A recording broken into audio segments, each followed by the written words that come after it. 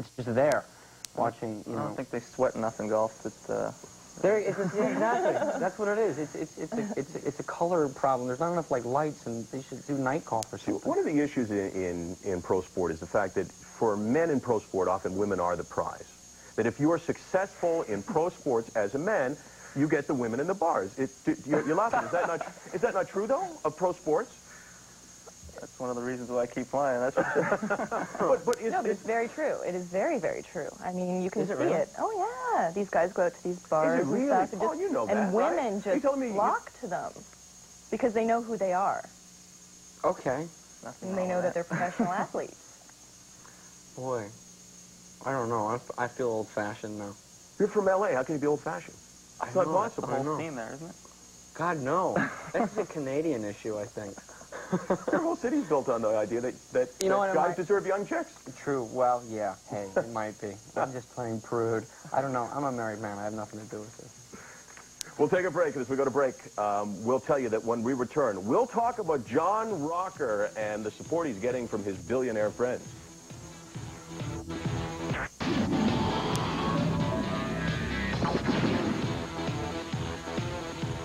It's OTR. Where else do you see this? You see the best men's tennis player in the country, Daniel Nestor, on the show. He will return to competitive tennis in May to play with Stefan Leroux. Good luck with the shoulder. Paul Thomas Anderson, his movie is Magnolia. It's doing great things right now, and you can see Yvonne Gaudry on YTV. Right now, I got to talk about John Rocker because Ted Turner came out and defended him.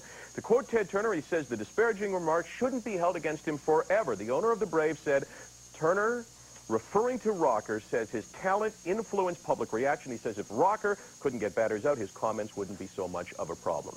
Do you have a problem with Ted Turner defending John Rocker? Well, I think, you know, he's obviously a little bit young. He's got to handle his emotions a little bit better, but, you know, he realized he's made a mistake, and he's apologized for it, and let's hope it doesn't happen again. I think, you know, obviously... I'm in a tricky position here only because, you know, Ted Turner ultimately is my boss because I make movies for New Line, which is a Time Warner company. But this is a situation where I should watch what I say, but I think he's out of his mind, Ted Turner. I think he should just be quiet and... you know, the guy is a bad guy.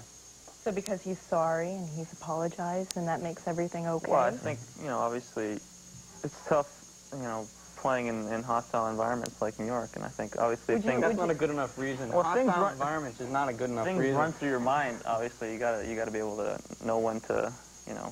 Well, then you should fix your mind, not let it run through your mind. We should talk about fixing his mind as opposed to... Well, didn't he say that he's had some bad experiences from his childhood as far as, you know... Well, that's a fair excuse for a long time, but there's a certain point where his responsibility as a role model now. Yeah. No, he definitely made a mistake, but I think, you know, he's apologized. No, we've all had terrible childhoods, but we all have to be careful what we say. Yeah. And we have to, you know, there's a time when you have a responsibility, and this is his time. He's an adult. He's got a job. He's got a big job. It's a big, fat job that a lot of kids look to him. And for kids to hear him say that, there are a lot of kids around that are going to go, oh, it's okay now, no matter how he's sort of slapped on the hand or how many... They don't want to listen to Ted Turner say, leave him alone. Kids aren't listening to what Ted Turner says. They're listening to what John Rocker says. Well, some people will make the argument, as you have, that he deserves a second chance. This is what he's looking at now, a second chance. How about Mike Tyson? Do you blame the British government for allowing Mike Tyson to enter the country? They have a law which prohibits rapists, convicted rapists, and others in that category from coming into the country. He'll fight against the British heavyweight champion, and the government gave him special allowance to come in under compassionate grounds. Do you blame them for doing that? Yeah. Well, it's all business, you know. He's still all about the money. He's still the If he gets his ass kicked, I think it's great that they let him in there. You know? If he wins, hopefully they'll kick him right back out. I mean, compared to John Rocker, we're talking about a guy that's had numerous incidents outside of the ring and even inside the ring, you know, biting Evander Holyfield's ear. But I think, you know, obviously it's a business, as we said, and he's still the biggest drawing card in boxing. I mean, in what insane sort of... What definition of compassion do they have if they're allowing Mike Tyson in? I think compassionate grounds to the businesses that are now feasting off of Mike Tyson. No, I'm serious. Because when he comes to that country, there will be people outside of Mike Tyson who will make money from it. They're saying it's good business for us to allow Mike Tyson in. Governments are in the business of business, right? They're in the business of allowing the people in their country to make money. And they're saying, hey, if Tyson's good for us, we'll let him in. When's the fight? So basically, Tyson can do anything that he wants. and he can get away with pretty much anything. So far in his career, it's been that way. So you guys wouldn't allow him in if you're the British No, government? absolutely not. Get out.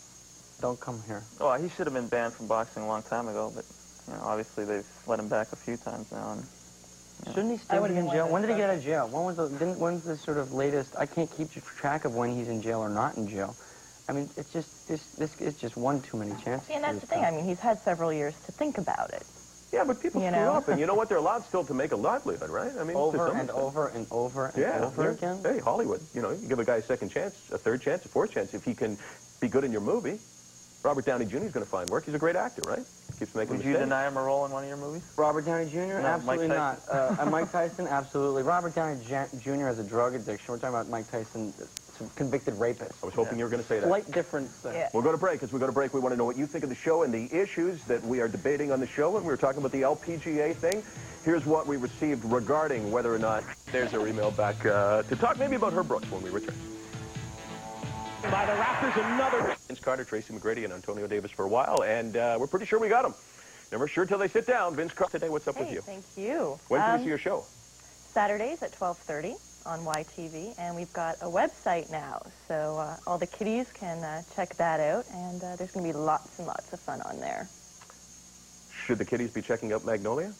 No. It's a fabulous movie. Congratulations. Thank you very much. And I know that sounds like Hollywood sucking up, but it's true. It is a great movie. I believe it. And I'm a huge fan of Boogie Nights. You believe it? No, it's okay. I'm fine with that. You use the same guys, like same actors from Boogie Nights, a lot of them. It's a lot of the same people. The new additions are Jason Robards and Tom Cruise, so it's great to work with guys like that. And Magnolia is being seen all across Canada. And John C. Reilly was a guest in the show as well. How do you do? He was good. No, he was rocking. Good. He's not a big sports fan at all, but he goes, I don't care, I got an opinion. He's got ham and cheese for miles. All right, let's talk about Herb Brooks. I want to show you the video. Let's roll it pretty quickly. His confrontation with John Kelly outside the dressing room after Kelly said those things about Barnaby. Did you make that call on Barnaby? You say he has a tendency to embellish? When he's down in the ice? Was that your call? Was that your call? Was that your call? Was that your call? Was that your call? You say it's a tendency to embellish?